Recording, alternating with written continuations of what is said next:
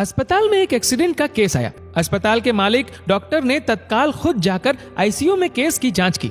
अपने स्टाफ को कहा कि इस व्यक्ति को किसी प्रकार की कमी या परेशानी ना हो। उसके इलाज की सारी व्यवस्था की। रुपए लेने से या मांगने से भी मना किया। 15 दिन तक मरीज अस्पताल में रहा। जब बिल्कुल ठीक हो गया और उसको डिस्चार्ज करने का दिन आया तो उस मरीज का बिल डॉक्टर की टेबल पर आया।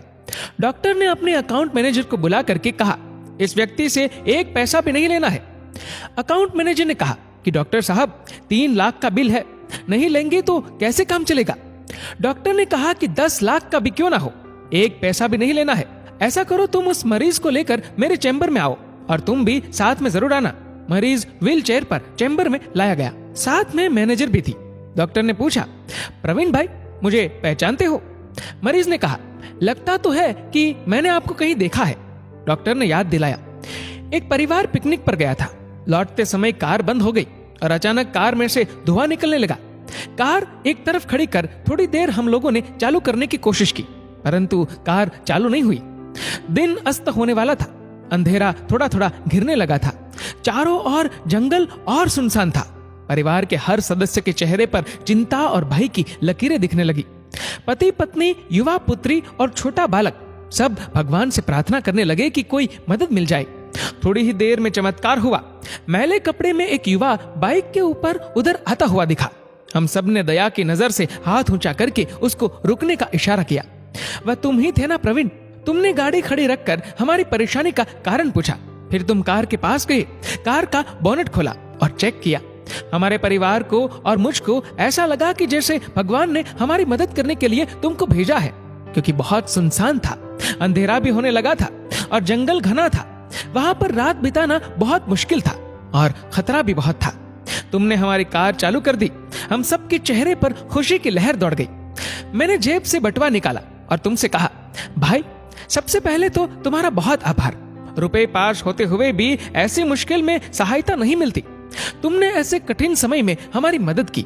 इस सहायता की कोई कीमत नहीं है, ये अमूल्य है। परंतु फिर भी मैं पूछना चाहता हूँ, बताओ कितने पैसे दूं? उस समय तुमने मेरे से हाथ जोड़कर कहा, जो तुमने शब्द कहे वह शब्द अब मेरे जीवन की प्रेरणा बन गए हैं। तुमने कहा, मेरा नियम और सिद्धांत है कि मुश्किल में पड़े व्यक्ति की मदद के बदले कभी पैसे नहीं लेता। मैं मुश्किल में पड़े हुए लोगों से कभी भी मजदूरी नहीं लेता। मेरी इस मजदूरी का हिसाब भगवान रखते हैं। एक गरीब और सामान्य आय का व्यक्ति अगर इस प्रकार के उच्च विचार रखे और उनका संकल्प पूर्वक पालन करे तो मैं क्यों नहीं कर सकता। तुमने कहा कि यहाँ से 10 किलोमीटर आगे मेरा गैराज है। मैं गाड़ी के पीछे पीछे चल रहा हूँ। गैराज पर चल करके पूरी तरह से गाड़ी चेक कर लूंगा और फिर आप आगे की यात्रा करें। मित्र, ये घटना पूरे 3 साल होने को आ गई। मैं न तो तुमको भूला न तुम्हारे शब्दों को। मैंने भी अपने जीवन में वही संकल्प ले लिया।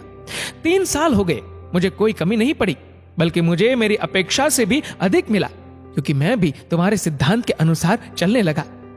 एक बात मैंने सीखी कि बड़ा दिल तो गरीब और सामान्य लोगों का ही होता है, बाकियों का तो कोई न कोई स्वार्थ। उस समय मेरी परेशानी देखकर तुम चाहे जितने मर्जी पैसे मांग सकते थे, परंतु तुमने पैसे की बात ही नहीं की। पहले कार चालू की और फिर भी कुछ भी नहीं लिया।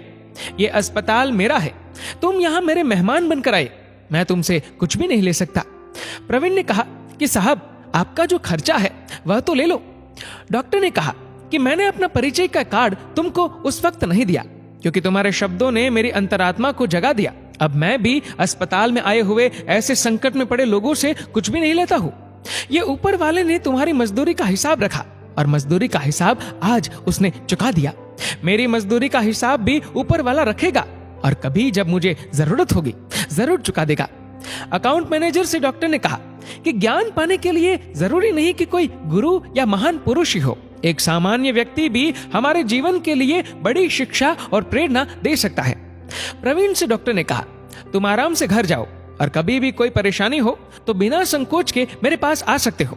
प्रवीण ने चैम्बर में रखी भगवान की तस्वीर के सामने हाथ जोड़कर कहा, हे प्रभु, आपने आज मेरे कर्म का पूरा हिसाब चुका दिया, इसलिए अपने कर्म का सदैव ध्यान रखें और जरूरतमंदों की मदद अवश्य करें। दोस्तों, इस वीडियो को लेकर आपकी क्या राय है नीचे कमेंट करके जरूर बताएगा। और अगर आपको वीडियो अच्छा लगा हो तो इस वीडियो को लाइक करेगा, शेयर करेगा ज्यादा से ज्यादा लोगों तक। और ऐसी ही और भी इंस्पिरेशनल वीडियोस के लिए सब्सक्राइब करें हमारे यूट्यूब चैनल को और फेसबुक पर फॉलो करें हमारे पेज को। धन्यवाद।